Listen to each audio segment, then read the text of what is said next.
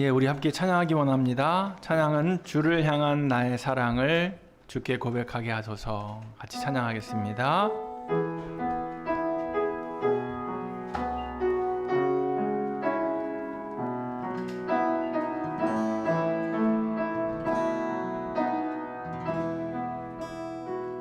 주를 향한 나의 사랑을 주께 고백하게 하소서. 아름다운 주의 그늘 아래 살며 주를 보게 하소서. 주님의 말씀 선포될 때에 땅과 하늘 진동하리니 나의 사랑 고백하리라. 나의 구주 나의 친구 부드러운 주의 속삭이 나의 이름을 부르시네. 주의 능력 주의 영광을 보이사 성령을 부소서. 메마른 곳 거룩해지도록 내가 주를 찾게 하소서. 내 모든 것 주께 드리리. 나의 구주 나의 친구 온 마음으로 주를 바라며 온 마음으로 주를 바라며 나의 사랑 고백하리라. 아멘. 나를 향한 주님의 그 크신 사랑 간절히 알기 원해. 주의 은혜로 용서하시고 주의 은혜로 용서하시고 나를 자녀 삼아 주셨네. 아멘. 나의 사랑 고백하리라. 나의 구주 나의 친구. 다시 한번 합시다. 주를 향한 나의 사랑을 주께 고백하게 하소서. 아름다운 주의 그늘 아래 살며 주를 보게 하소서. 주님의 말씀 선포될 때 땅과 하늘 진동하리니 나의 사랑 고백하리라. 나의 구주 나의 친구 부드러운 주의 속삭임 부드러운 주의 속삭이 나의 이름을 부르시네. 아멘. 주의 능력 주의 영광을 보이사 성령을 부소서. 메마른 곳 거룩해지도록 내가 주를 찾게 하소서.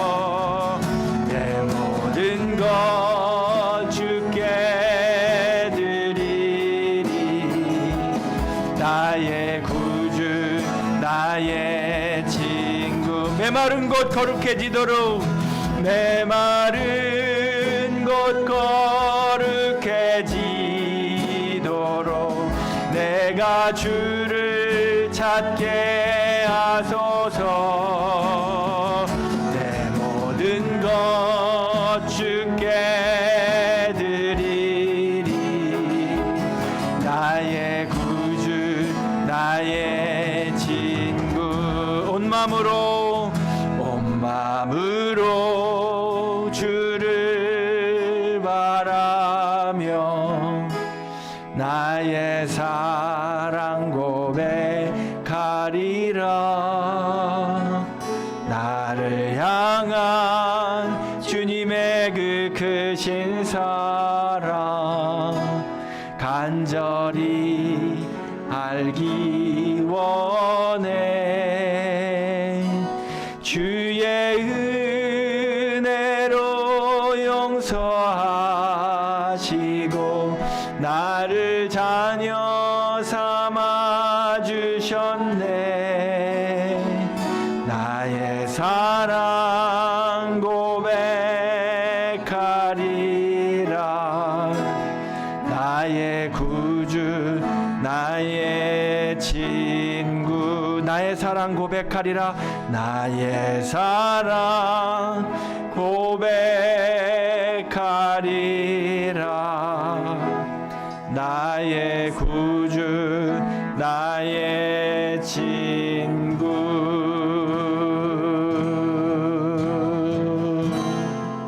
주님만 주님만 주님만 주님만 사랑하리.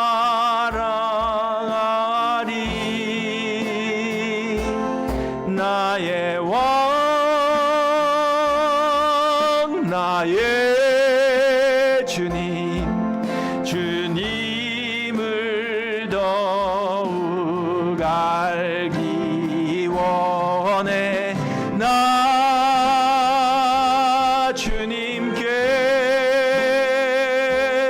오직 주께 경배하네.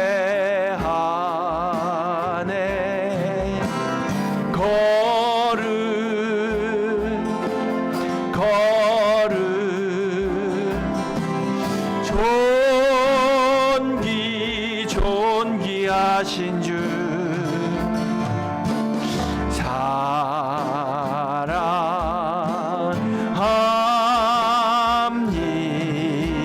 사랑합니다. 주님만 주님만 주님만 주님만 사랑하리. 나의 왕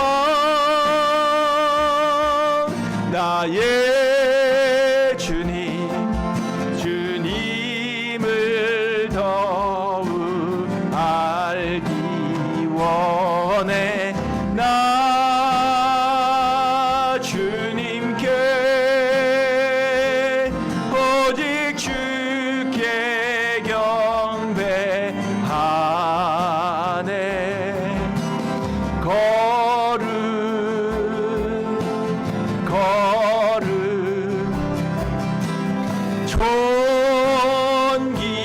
존귀하신 주 사랑합니다.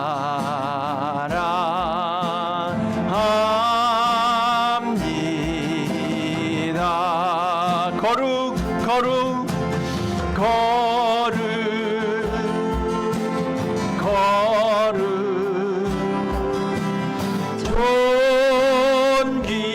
존귀하신 주 사랑합니다.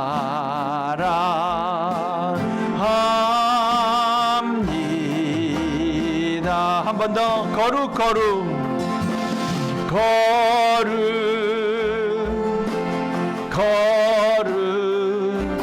존귀하신 주 존귀하신 주 사랑합니다. 사랑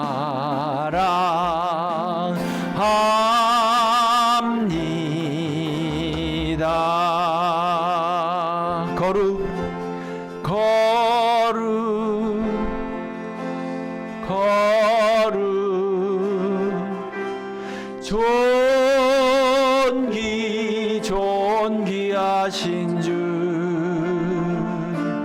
사랑합니다.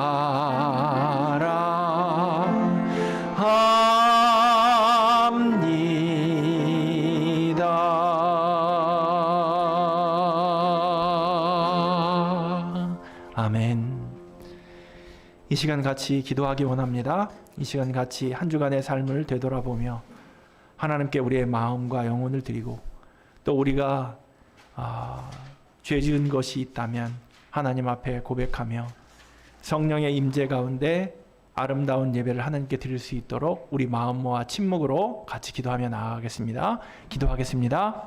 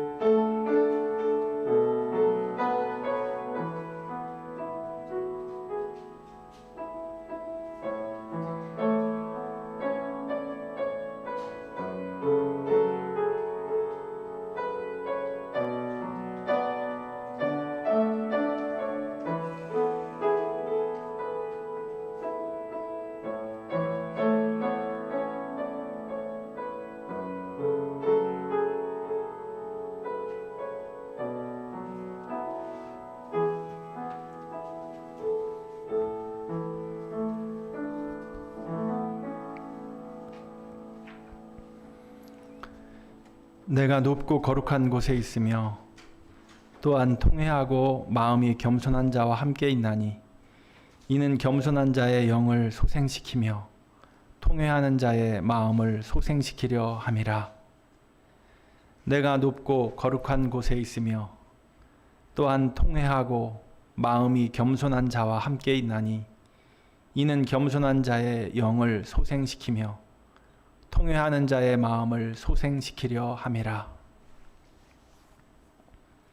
사랑이 많으신 하나님, 우리 아버지, 저희들을 존귀한 하나님의 자녀로 부르시고 말씀을 따라 복 있는 사람의 길을 걸어가게 하시니 감사합니다. 때로는 우리가 걸어가는 인생길에 큰 슬픔과 괴로움도 있었지만 하나님께서는 우리에게 때를 따라 돕는 은혜를 주셔서 언제나 승리하게 하셨습니다. 이제 주님께서 허락해 주신 그 구원의 감격과 승리의 확신을 가지고 하나님께 나아갑니다. 주일에 거룩하게 구별하여 드리는 우리의 예배를 흠양하여 주시고 홀로 영광받아 주옵소서.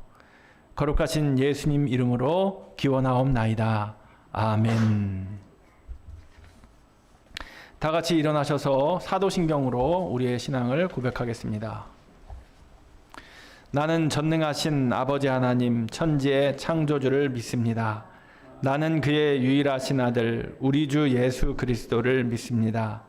그는 성령으로 잉태되어 동정녀 마리아에게서 나시고 본디오 빌라도에게 고난을 받아 십자가에 못 박혀 죽으시고 장사된 지 사흘 만에 죽은 자 가운데서 다시 살아나셨으며 하늘에 오르시어 전능하신 아버지 하나님 우편에 앉아 계시다가 거기로부터 살아있는 자와 죽은 자를 심판하러 오십니다. 나는 성령을 믿으며 거룩한 공교회와 성도의 교제와 죄를 용서받는 것과 몸의 부활과 영생을 믿습니다. 아멘.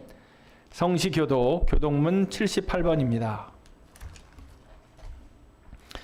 교동문 78번 요한복음 14장 말씀 교독합니다.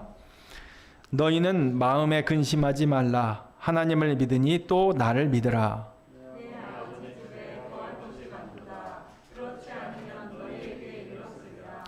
내가 너희를 위하여 거처를 예비하러 가노니 가서 너희를 위하여 거처를 예비하면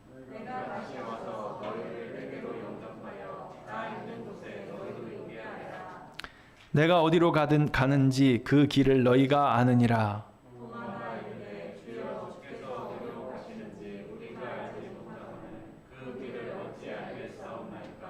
예수께서 이르시되 내가 곧 길이요 진리요 생명이니 나로 말미암지 않고는 아버지께로 올 자가 없느니라.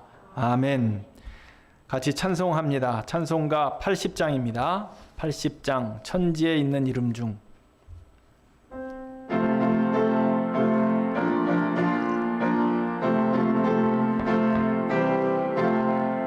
천지에 있는 이름 중 귀하고 높은 이름 나시기 전 지으신 구주의 이름 예수 주 앞에 내가 엎드려 그 이름 찬송함은 내 귀에 들린 말씀 중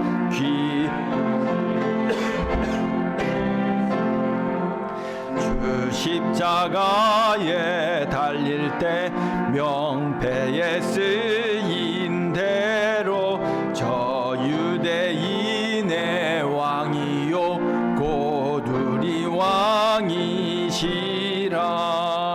주 앞에 내가 엎드려 그 이름 찬송함은 내 귀에 들린 말씀 중 귀하신 이름 예수 지금도 살아 계셔서 언제나 하시는 일 나 같은 죄인 부르사 참 소망 주시도다. 주 앞에 내가 엎드려 그 이름 찬송함은 내 귀에 들린 말씀 중 귀하신 이름 예수 주 예수께서 영원히 어제나 오늘이나 그 이름으로 우리에게 참 복을 내리신다. 주 앞에 내가 엎드려 그 이름 찬송함은 내 귀에 들린 말씀 중 귀하신 이름 예수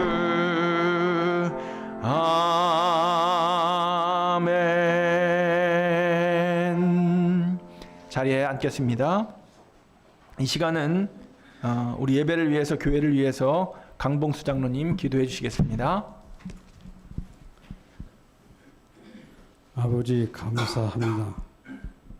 코로나가 창궐하는 가운데서 저희들을 안전하게 지켜주시고 건강하게 인도하여 주시오니 감사합니다.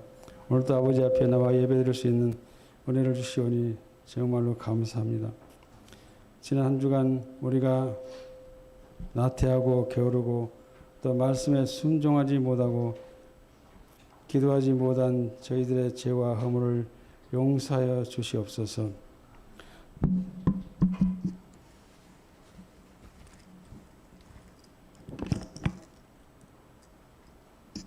또한 이생의 자랑과 안목의 정력으로 온갖 허물과 알고 지은 죄와 모르고 지은 죄로 인하여 뒤덮여진 우리의 모습대로 왔사오니 아버지 용서하옵시고 주의 보혈의 피로 덮으시고 씻어 주시옵소서. 아버지, 우리나라와 온 세계를 뒤덮고 있는 코로나19로 인하여 수많은 사람들이 죽어가고 있으며 이 죽음과 공포와 고통과 이런 것이 만연하고 있습니다.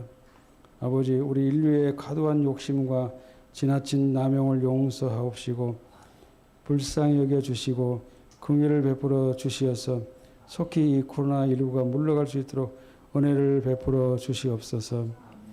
우리나라를 지금까지 도우시고 인도하신 우리 아버지, 대통령과 지도자들에게 지혜와 능력을 갑절이나 더하여 주시어서 이 코로나 위기와 경제, 사회적 문제를 해결해 갈 뿐만 아니라 남북 간에 막힌 담을 해결하며 서로 화해하며 협력하고 교류하며 나아가 남북이 하나 될 수 있는 길로 인도하여 주시옵소서. 또한 우리나라가 세계 속에서 이상을 드높여 갈 수 있도록 인도하는 지도자들이 되게 하옵소서.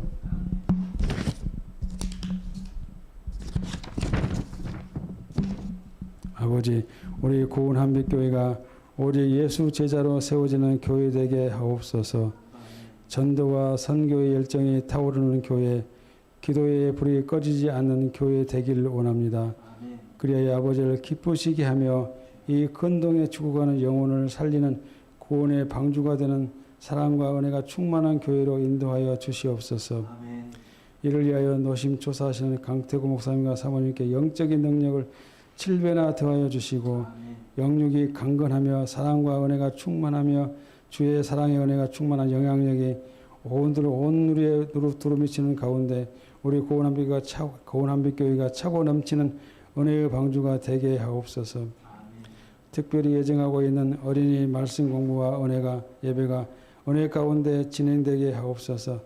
특별히 이를 위하여 수고하시는 임전도사님께 능력과 주님의 사랑과 은혜가 충만케 하시어서 우리 어린이들이 따르고 믿음이 성장하고 기뻐하며 교회 성장의 밑거름이 되게 하옵소서. 예수님의 이름으로 기도하옵나이다. 아멘.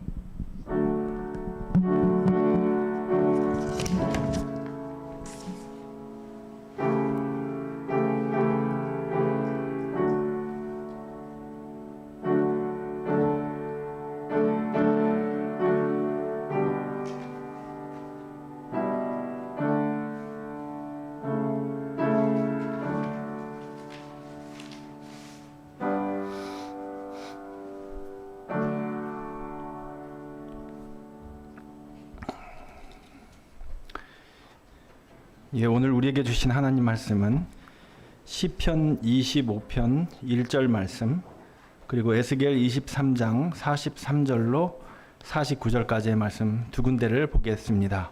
먼저 시편 25편 1절 말씀입니다. 구약 818쪽에 있습니다. 자, 같이 일어나서 같이 봉독하겠습니다. 시편 25편 1절 말씀 봉독하겠습니다.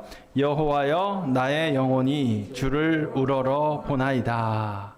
예, 이번에는 에스겔서 23장 43절부터 49절까지 한 절씩 교독하겠습니다. 제가 먼저 43절 읽습니다. 내가 음행으로 쇠한 여인을 가리켜 말하노라. 그가 그래도 그들과 피차 행음하는도다.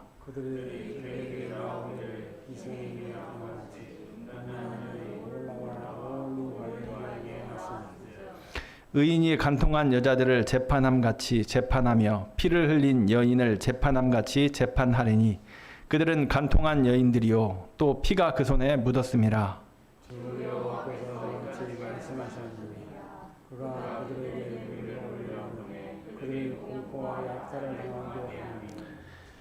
무리가 그들을 돌로 치며 칼로 죽이고 그 자녀도 죽이며 그 집들을 불사르리라.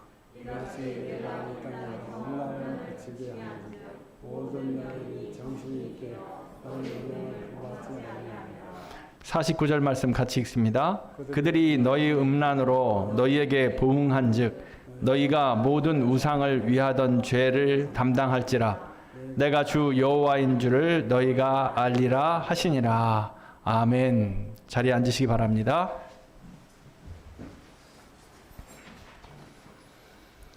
네, 오늘은 주를 우러러 본다는 것이라는 주제를 가지고 여러분들과 함께 하나님의 말씀을 나누겠습니다. 추석 명절 주님의 은혜 가운데 잘 보내셨습니까? 예, 이렇게 다시 긴 연휴를 마치고 만나 뵙게 돼서 참 반갑습니다. 코로나19로 인해서 우리가 마음껏 추석의 기쁨을 누리지는 못했지만 그래도 풍성한 열매를 주신 하나님의 은혜로 우리들 마음이 평안하고 넉넉하지 않았나 그렇게 생각됩니다. 작년에 비해서 올 여름에는 비가 그리 많지 않았습니다. 그래서인지 온갖 과일들이 얼마나 달고 맛있는지 먹는 과일마다 감탄이 정말 절로 나오더라고요. 포도도 그렇고 자두도 그렇고 키위, 배, 사과 할 것 없이 정말 맛있게 먹었습니다. 여러분들도 만난 과일 많이 드셨습니까? 예, 때에 따라 귀한 열매를 주신 우리 하나님께 감사드립니다.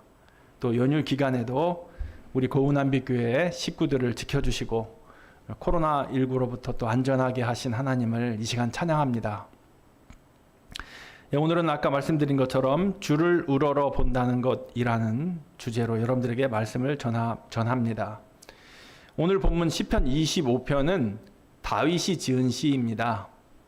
다윗은 참 많은 시편을 지었습니다. 그런데 이 25편은 그가 언제 어떤 배경하에서 이 시를 지었는지 우리가 알 수가 없습니다. 다만 그가 이 세상을 험난하게 살았고 그리고 외로웠고 나그네와 같은 삶을 살 때 자신의 인생을 돌아보니 항상 원수의 음모와 핍박 가운데 살고 있었다라는 것을 회고합니다. 그리고 하나님 앞에 자신의 범죄와 죄악을 고백하고 또 사죄를 간구합니다. 이 내용이 바로 시편 25편의 전체적인 내용입니다. 우리는 오늘 본문 이 25편을 통해서 특히 다윗의 고백을 통해서 신앙의 본질이 무엇인가를 함께 살펴보기 원합니다. 25편 전체를 살펴볼 시간이 없고요. 우리가 방금 읽은 것처럼 25편에서 1절 말씀만 읽었는데 오늘은 1절 말씀만 가지고 신앙의 본질이 무엇인지를 한번 같이 보기 원합니다. 여러분, 우리가 아는 것처럼 다윗은 이스라엘의 왕이었습니다. 통일 왕국의 왕이었죠. 그런데 왕이었음에도 불구하고 그 자신 스스로 극복할 수 없었던 상황들이 대단히 많았습니다. 수많은 원수들의 공격과 음모가 그에게 있었지요. 그러나 다윗은 그 위험들을 잘 극복하고 그에게 주어진 사명을 잘 감당해 나갔습니다. 이스라엘 백성들은 자신들을 다윗의 후손이라고 말하기를 즐겨하는데 왜 그러냐? 다윗이 그만큼 자랑스러운 왕이었기 때문입니다. 그 누구보다도 다윗 왕을 이스라엘 백성들은 좋아하고 존경하고 사랑했습니다. 그래서 세월이 많이 지나서 다윗이 죽었는데도 불구하고 이스라엘 백성들은 다윗의 왕국을 꿈꿀 만큼 그렇게 다윗을 존경했고 사랑했습니다. 오늘은 이 시편 25편에 드러난 신앙인 다윗의 모습이 어떠한가, 특히 1절 말씀을 통해서 같이 우리가 살펴보기를 원하는데요. 그러면서 우리가 본받아야 할 신앙인의 모습은 무엇일까라는 것을 한번 고민하고 정리해보는 시간을 가졌으면 좋겠습니다. 첫째로 시편 25편 1절 말씀에 다윗은 하나님을 자주자주 계속해서 불렀다. 우리는 그 사실을 25편 1절을 통해 알 수 있습니다. 다윗은 환난과 고통 속에서도 하나님의 이름을 계속해서 불렀습니다. 1절 말씀을 한번 보시겠습니다. 1절 말씀, 25편 1절 말씀 아까 읽었지만 다시 한번 좀 읽어볼까요? 여호와여 나의 영혼이 주를 우러러 보나이다. 다윗은 여호와여라고 여호와 하나님의 이름을 불렀습니다. 오늘 우리가 읽지 않았지만 25편 마지막 그 절이 22절인데 22절까지 시편을 써내려가는 다윗이 여러분 몇 번이나 하나님의 이름을 불렀는지 여러분들은 지금 성경을 잘 이제 처음부터 끝까지 읽지 않았으니까 모르시겠지만 제가 좀 찾아봤더니 많은 숫자가 나오더라고요. 4절에 여호와를 부릅니다. 그리고 6절, 7절, 11절, 15절, 16절, 그리고 마지막 22절에도 다윗은 하나님의 이름을 부릅니다. 22절을 우리가 함께 보면 하나님이여 이스라엘을 그 모든 환난에서 속량하소서. 이것이 마지막 25편의 그의 고백입니다. 하나님을 믿는 자는 언제나 하나님을 간절히 부릅니다. 이름을 부르는 것은 그만큼 두 사람의 관계가 친밀하고 또 친숙하다는 것이죠. 특히나 우리 동양사회에서는 더더욱 그러합니다. 한국인의 정서에서는 더더욱 그러하죠. 이 서양 사람들은 나이에 관계없이 사람의 이름을 부르는 것을 즐겨합니다. 서양 사람들은 아이가 할아버지를 부를 때에도 이름을 부를 때가 있죠. 할아버지라고 부르는 것이 아니라 이름을 부릅니다. 오늘 우리 강봉수 장로님이 기도하셨는데 손녀가 할아버지라고 부르는 게 아니라 봉수야라고 부르면 여러분 어떻겠습니까? 우리는 정서상 이상하죠? 안 이상합니까? 이상하죠? 대부분 한국 사람들은, 동양인들은 어린 사람이 나이 많은 사람을 부를 때 이름을 잘 부르지 않습니다. 그냥 존칭을 부르죠. 할아버지, 아저씨, 그렇죠? 삼촌, 이렇게 부르지 않습니까? 그런데 서양 사람들은 이름을 부르는 것이 매우 자연스럽다라는 겁니다. 저희 장진규 장로님이 어제 교회에 오셔가지고 저희들이 어제 방송팀 세미나를 했는데 이런 얘기를 하나 저희에게 해주시더라고요. 지금 장로님이 고등학교 3학년 학생들을 가르치고 있습니다.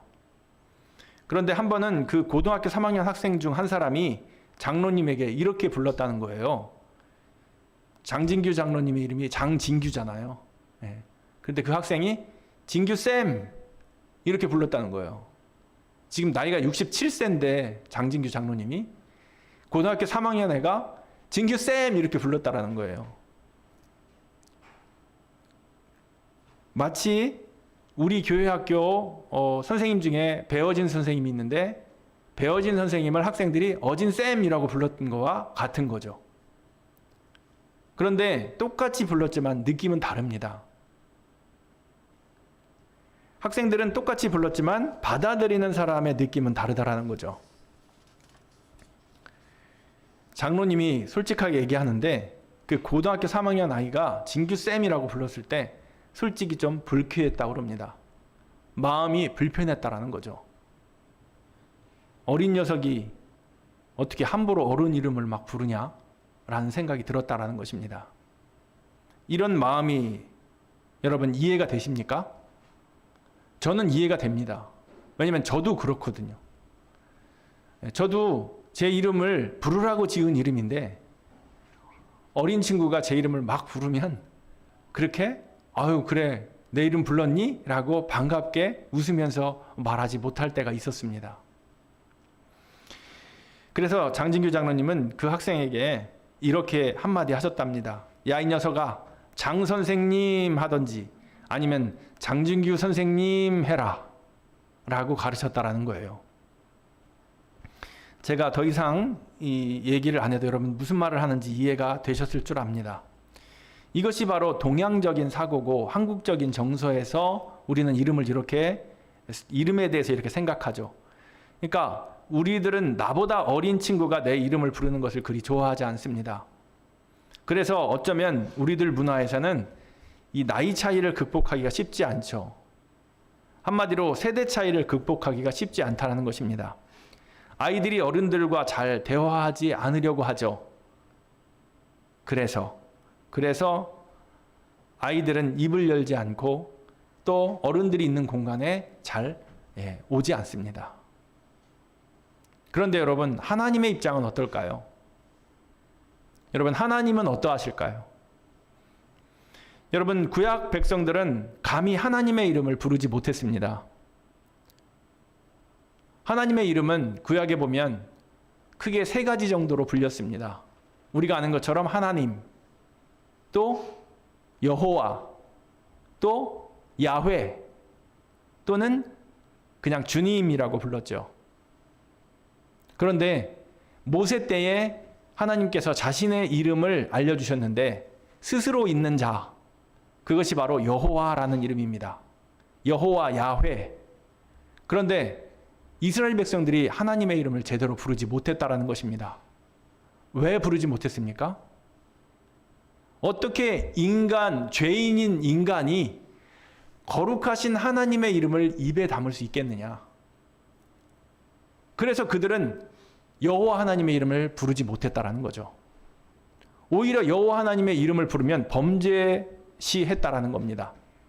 그런데 여러분, 오늘 성경에 보면 다윗은 여호와 하나님을 너무너무 기뻐하며 즐겁게 불렀습니다. 자주자주. 물론 회중들이 있는 곳에서 여호와 하나님을 그가 불렀는지 아니면은 자기 혼자 있을 때 속으로 여호와 하나님을 말했는지는 잘 모르겠습니다. 그러나 어쨌든 시편 25편에는 여호와 하나님을 부르는 여호와의 이름이 엄청나게 많이 기록되어 있다, 이 말입니다. 그리고 그뿐이 아닙니다. 여러분, 다윗의 시편을 살펴보면 자주자주 시편에 다윗이 여호와 하나님의 이름을 부르는 것을 우리는 찾아볼 수 있습니다. 왜 다윗은 그랬을까요? 왜 다윗은 다른 백성들은 여호와의 이름을 부르는 것조차 두려워했고 그것을 죄악시했는데 왜 다윗은 그렇게 하나님의 이름을 불렀습니까?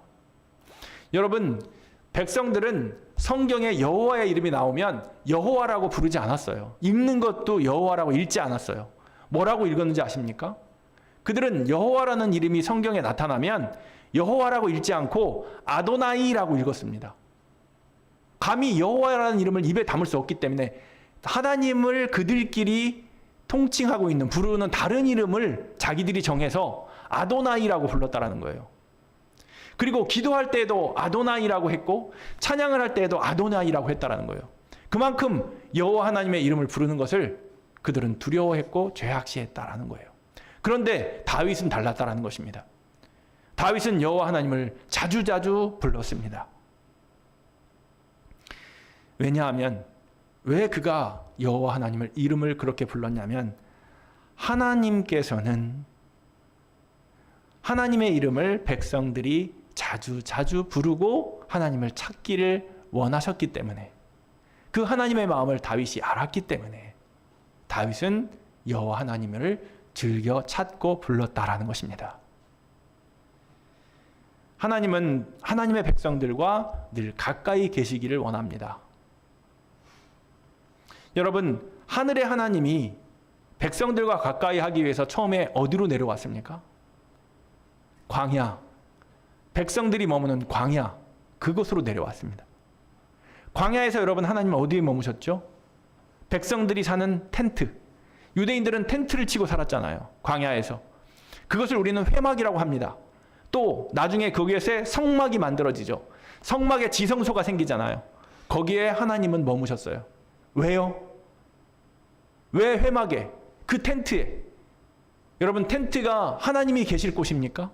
그렇게 거기가 정말 금으로 쌓여 있고 멋지고 편안하고 안락한 곳인가요?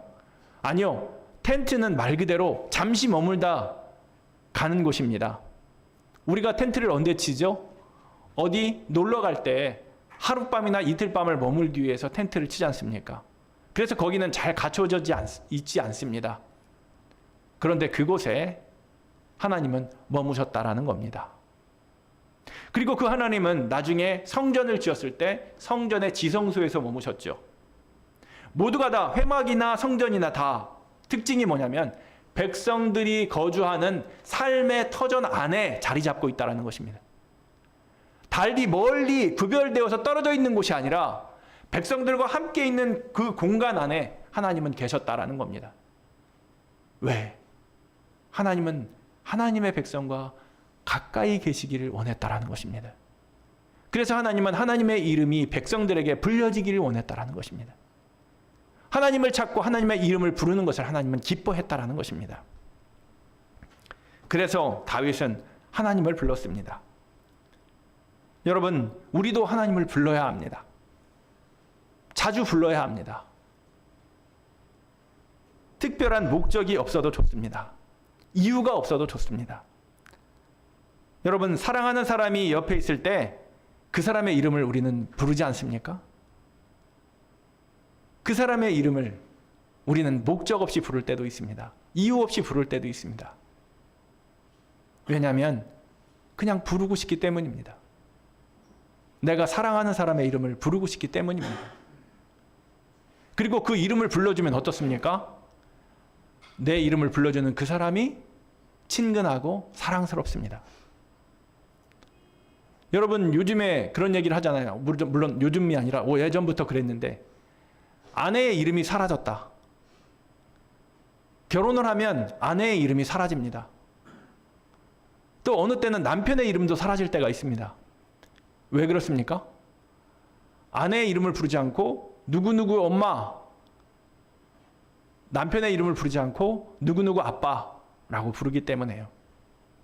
그런데 언제 사람들은 그런 감정을 느낍니다. 예전에 우리가 데이트했을 때처럼 내 이름이 불려졌으면 하는 마음이 마음속에 있다, 그 말입니다. 그런 친숙함, 그런 친밀함이 있었으면 좋겠다라는 생각이 든다라는 거죠. 여러분, 우리들과 하나님과의 관계도 마찬가지입니다. 여러분, 오늘 여러분들은 하나님의 이름을 부르러 오신 거예요. 하나님께 더 가까이 나아가고 싶어서 이곳에 오신 것 아닙니까? 여러분, 성전에 계신 하나님이 지금은 더 가까이 우리와 함께 하십니다. 어디에 하나님이 계십니까? 지금 하나님은 어디에 계십니까? 여러분, 너무도 가까이에 하나님은 계십니다. 바로 내 마음속에, 내 가슴에 하나님은 계신다라는 것입니다. 지금 내가 속삭이듯이 하나님, 여호와여, 주님이라고 부르면 하나님은 금방 알아들으시고 대답하실 수 있다, 그 말입니다. 여러분, 이렇게 이름을 부른다는 것은 친숙하다는 것을 말합니다. 친밀하다는 것을 말합니다. 그래서 다윗은 여호와 하나님의 이름을 불렀습니다. 여러분, 하나님은 지금도 저와 여러분들의 이름을 부르고 계십니다. 이 예배의 자리는 서로의 이름을 부르는 자리입니다.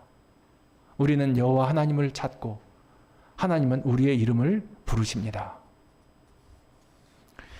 자, 두 번째로 다윗은 하나님을 부르는데 무엇으로 부른다고 하냐면 나의 영혼으로 부른다고 합니다.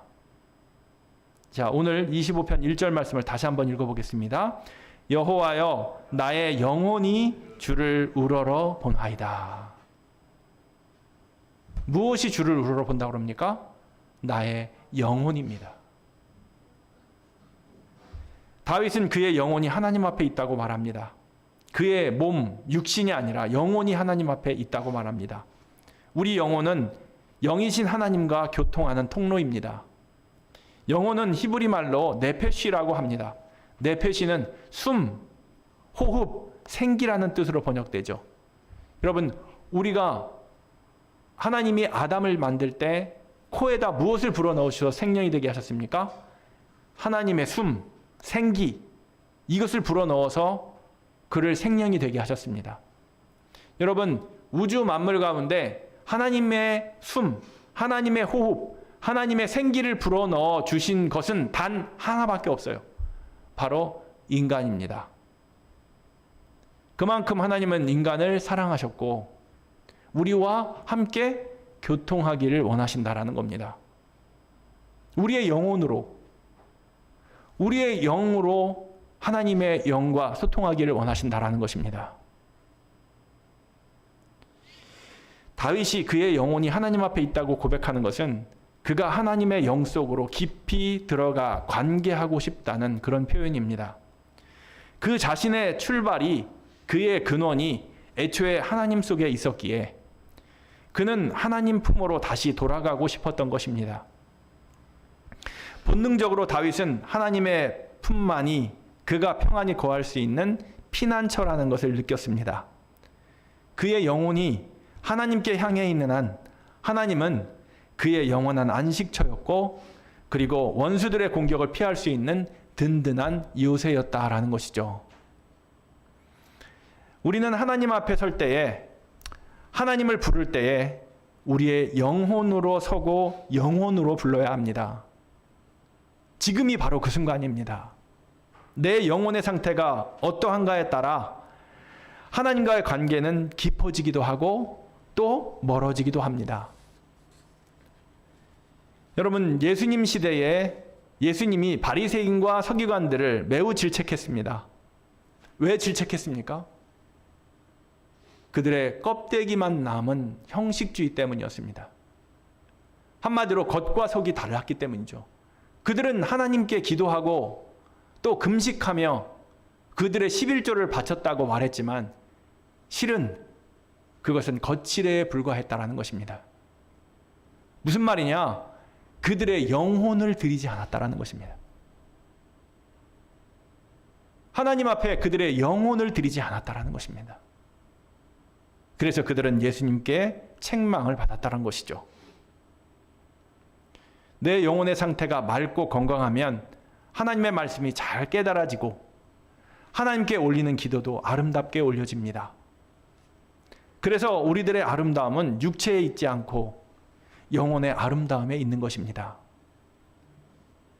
우리가 신앙생활을 하면서 놓치지 않고 추구해야 할 것 중에 가장 중요한 것이 바로 내 영혼의 아름다움입니다. 물론 육신을 죄악시하고 더럽게 여기라는 말은 아닙니다.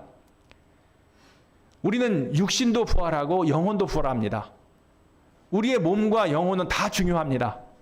그러나 하나님과 소통할 때, 하나님과 교통할 때 하나님이 우리를 바라보시는 것은 바로 우리 영혼을 통해 바라보신다는 것이고 우리 또한 하나님을 우리의 영혼을 통해 하나님께 나아간다는 것입니다. 그러므로 우리는 우리의 영혼을 아름답게 해야 할 필요가 있다라는 것입니다. 그것이 우리 신앙생활의 최고의 목표가 될 수 있다라는 것이죠. 예수님은 팔복을 통해서 우리에게 말씀하셨습니다. 우리가 잘 아는 말씀 마태복음 5장 8절 말씀에 마음이 청결한 자는 복이 있나니 그들이 하나님을 볼 것이며 라고 예수님은 말씀하셨습니다. 여러분, 하나님을 보는 자가 어떤 자가 하나님을 본다고요? 마음이 청결한 자. 마음이 청결한 자는 무엇입니까? 바로 영혼이 깨끗한 자입니다. 내 영혼이 깨끗하여야 하나님을 볼 수 있다라는 것입니다. 다윗은 그래서 그의 영혼으로 하나님 앞에 섰습니다. 다른 것으로 쓴 것이 아니라 그의 깨끗한 영혼으로 하나님 앞에 서길 원했다라는 것입니다. 세 번째, 다윗은 영혼으로 하나님을 우러러 보았습니다. 우리 다시 한번 1절 말씀 같이 읽어볼까요? 여호와여 나의 영혼이 주를 우러러 보나이다. 영혼이 어떻게 했다고요? 여호와 하나님을, 주님을 우러러 봤다라는 겁니다. 우러러 봤다. 여러분, 우러러 본다는 게 무슨 뜻입니까? 우러러 봤다라고 성경은 지금 번역하고 있는데 다른 성경을 보니까 기다립니다라는 뜻도 있습니다. 여호와여 나의 영혼이 주를 기다립니다라고 번역되어 있는 성경도 있습니다. 여기서 우러러 본다라는 말은 히브리 말로 나사라는 말을 쓰고 있는데요. 이 나사라는 말은 우리말로 번역하면 어떤 말이냐? 들어올리다라는 것입니다.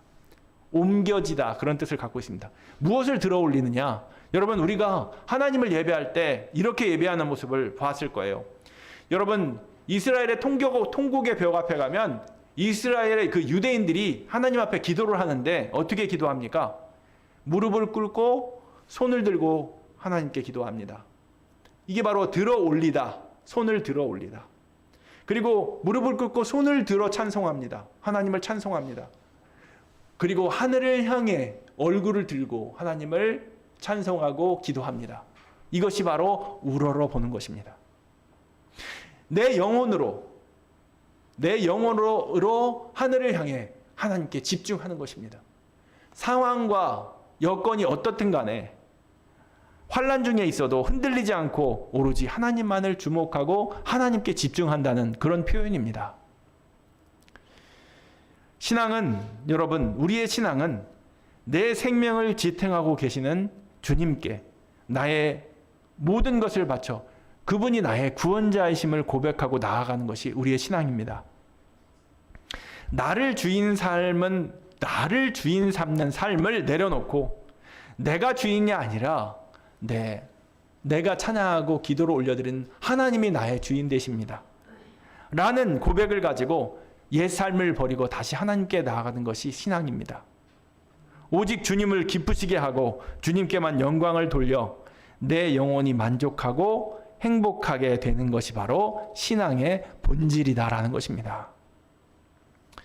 우리는 나를 주인 삼으려고 할 때마다 그 결과가 어떠한지를 늘 확인하고 돌이켜야 합니다. 내가 나의 주인이 되면, 내가 나를 우러러 보면 결국 내가 달릴 곳은 예수님이 달리셨던 그 저주의 십자가뿐입니다. 내가 주인 되고 내가 나를 우러러 보면 우리는 저주의 십자가에 달릴 뿐이다라는 것입니다. 하나님만이 내 인생의 진정한 필요를 채우시고 나를 창조하신 목적으로 돌아가게 하실 수 있는 분이심을 우리는 기억해야 합니다. 우리에게 필요한 모든 것들이 하나님께로부터 옵니다. 내 영혼이 온전히 하나님을 우러러 볼 때 하나님은 내게 필요한 모든 것들을 흔들러 눌러 꽉꽉 채워 주시는 것입니다. 하나님은 나의 시작이고 나의 마침입니다. 그러므로 내게 닥친 시련과 고난 속에서 내가 할 수 있는 것이 아무것도 없음에 집중하는 것이 아니라 언약의 하나님을 우리는 우리의 영혼으로 우러러 봐야 한다는 것입니다. 처음과 끝이 되시는 하나님의 그러한 손길을 우리는 우러러 봐야 한다는 것입니다. 하나님의 은혜로운 간섭에 대해서 내 영혼이 반응하는 것, 하나님의 간섭에 대해서 내 영혼이 반응하는 것, 그것이 바로 믿음입니다. 하나님을 우러러 바라보고 삶의 모든 기대와 소망을 하나님께 둘 때 하나님은 일하시고 우리는 또 한 번 하나님의 구원과 은혜를 경험하게 되는 것입니다. 우리가 하나님을 우러러 보면 하나님이 내 영혼을 고치십니다. 영혼에 생기를 주시고 영혼에 힘을 주시고 용기를 주시고 더 큰 믿음과 소망을 우리에게 주십니다. 여러분, 이제 우리가 에스겔서 23장 43절 이하를 펴고 한번 그 말씀을 보기 원합니다. 에스겔서 23장 43절부터 그 이하의 말씀을 보면 어떤 부분이 나오는가? 에스겔서 23장에는 오홀라와 오홀리바가 등장합니다. 오홀라와 오홀리바. 여러분, 오홀라는 사마리아를 상징합니다. 그리고 오홀리바는 예루살렘을 상징하죠. 더 넓게 봐서 오홀라는 북이스라엘을 상징하고 오홀리바는 남유다를 상징합니다. 그런데 하나님은 오홀라와 오홀리바가 음란한 여인이라고 간통한 여자들이라고 말합니다. 그래서 하나님은 남편을 등 뒤로 버리고 음란에 빠진 그들을 아스루와 바벨론을 통해서 짓밟게 하십니다. 그들을 짓밟게 하십니다. 오늘 본문에서 46절부터 48절 말씀을 한번 같이 읽어보겠습니다. 46절부터 48절입니다. 주 여호와께서 이같이 말씀하셨느니라.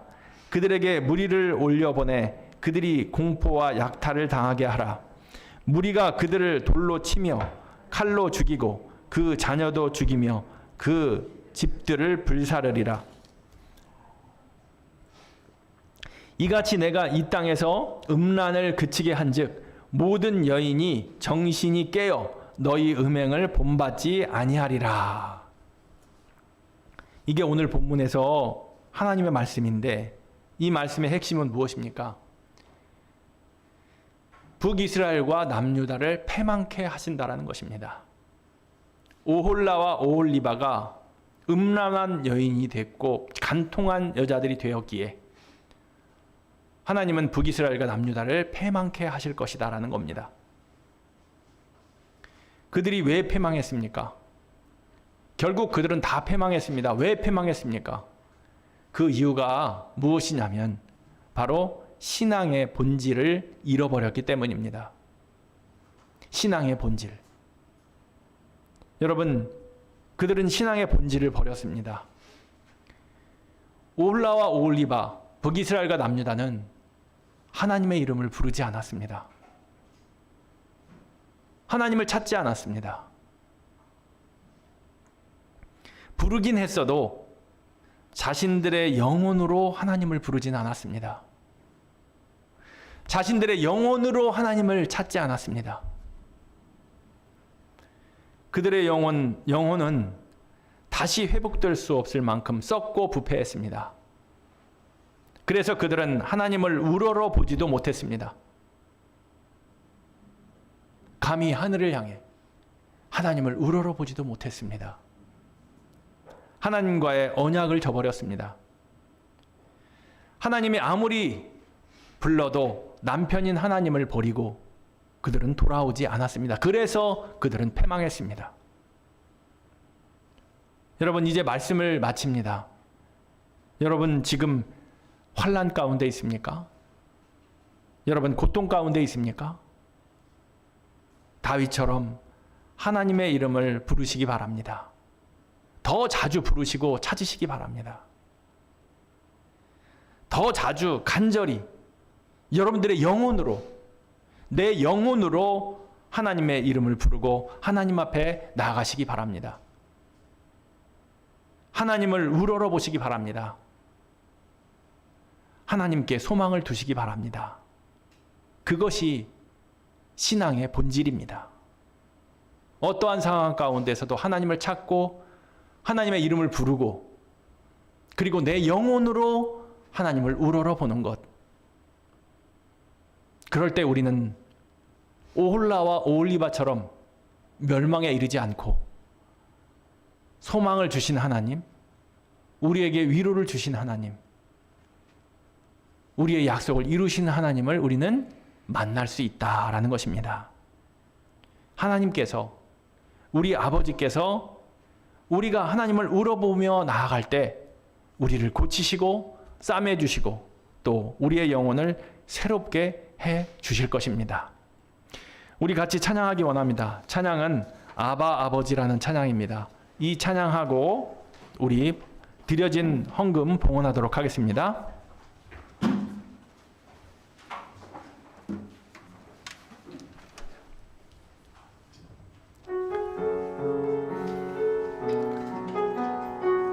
우리 아바 아버지를 부릅니다.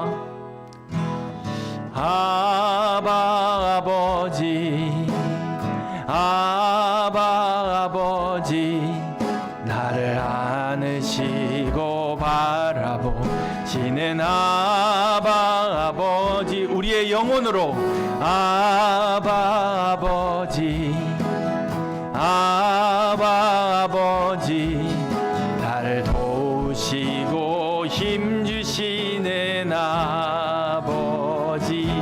다시 한번 부릅니다. 아바 아버지, 아바 아버지, 나를 안으시고 바라보시는 아바 아버지, 아바 아버지, 아바 아버지, 나를 도우시고 힘주시는 아버지. 주는 내 맘을 고치시고 볼 수 없는 상처 만지시네. 나를 아시고 나를 이해하시네. 내 영혼 새롭게 세우시네. 주는 내 맘을 고치시고, 주는 내 맘을 고치시고 볼 수 없는 상처 만지시네. 나를 아시고 나를 이해하시네. 내 영혼 새롭게 세우시네. 주는 내 마음을 고치시고 주는 내 마음을 고치시고 볼 수 없는 상처 만지시네. 나를 아시고 나를 이해하시네. 내 영혼 새롭게 세우시네. 나를 아시고 나를 아시고 나를 이해하시네. 내 영혼 새롭게 세우시네. 내 영혼 새롭게 세우시네.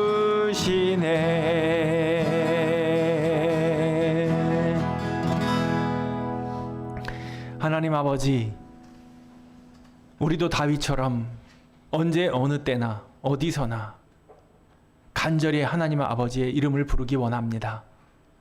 더 자주 하나님을 찾고 하나님께 가까이 나아가기 원합니다. 하나님은 우리 곁에 계십니다. 지금도 우리 마음속에 계십니다. 언제나 내가 하나님의 이름을 부를 때, 주님의 이름을 부를 때 주님은 대답하십니다. 오홀라와 오홀리바처럼 하나님의 이름을 부르지 않고 하나님을 찾지 않고 껍데기만 하나님 앞에 나와 있는 그러한 죄악을 우리가 범치 않아 늘 하나님 앞에 우리의 영혼으로 하나님을 우러러보며 나아가는 신앙의 본질을 쫓는 우리들이 다 되게 하여 주시옵소서. 더 가까이 하나님께 나아가고 더 깊이 나아가고 있는 모습 그대로 더럽혀진 영혼이라면 하나님께서 내 영혼을 깨끗이 해주시기를 간절히 바라는 마음으로 눈물로 어느 때는 기쁨으로 감사로 아버지 하나님께 아버지를 부르며 나아가는 하나님의 온전한 자녀들이 다 되게 하여 주시옵소서. 그럴 때 하나님은 우리를 안으시고 우리를 바라보시며 우리를 도우시고 힘주시며 우리의 마음을 고치시는 줄 믿습니다. 볼 수 없는 상처를 만지시고 회복시키는 줄 믿습니다. 우리의 영혼을 새롭게 해주시는 하나님이신 줄 믿습니다. 오늘도 귀한 예물 주님께 드렸습니다. 하나님께서 우리의 필요를 채우시고 넉넉히 채워주심에 감사하여 이렇게 구별하여 하나님께 드렸습니다. 예물이 쓰이는 곳에 영혼이 살아나는, 생명이 살아나는 귀한 일이 있게 되길 원합니다. 하나님을 떠났던 이 사람들이 하나님께 돌아오고 하나님을 몰랐던 사람들이 하나님을 알게 되는 귀한 역사가 있게 하여 주시옵소서. 또한 이렇게 귀한 예물을 구별하여 드리는 사랑하는 하나님의 백성들에게 하나님 넘치도록 충만하게 그들의 필요를 채우시고 또 감사로 하나님께 나올 수 있도록 인도하여 주시옵소서. 우리가 아버지를 부를 때 아버지 치료와 회복의 역사를 일으켜 주시고 더욱더 감사하며 하나님께 영광 올려드릴 수 있는 하나님의 백성들이 다 되게 하여 주시옵소서. 오늘도 감사하며 우리 구주 예수 그리스도의 이름으로 기도하옵나이다. 아멘.